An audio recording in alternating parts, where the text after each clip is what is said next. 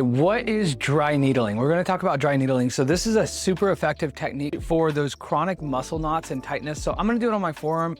I really love it for shoulders. So like shoulder bursitis, I really love it for the hips, glutes, when you have a lot of pressure or pain in that area. Bursitis is one of my favorite things to do with it, but also when we have those trigger points like in the forearm or even along the spine. So it's this tiny little needle. I'm going to show you, we're going to open this up. It's a similar needle to acupuncture, but this is not acupuncture. I worked with an acupuncturist in New Jersey. Acupuncture is an incredible technique that I used to be skeptical about. Very, very cool, but dry needling is a little bit different philosophy. So just an alcohol wipe right on that area. With the needle, we'll find a trigger point, basically one of those knots or tender points that you kind of push on. What the needle allows us to do, we find that trigger point, we go in, we release that trigger point, we pull it out. So there's a couple different techniques. I just tap it in there. So I'll use a little pecking technique.